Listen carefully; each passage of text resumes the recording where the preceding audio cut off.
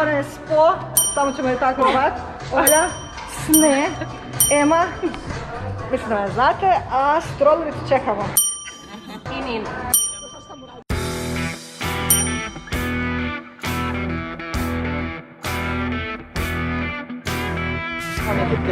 Platiti do 1.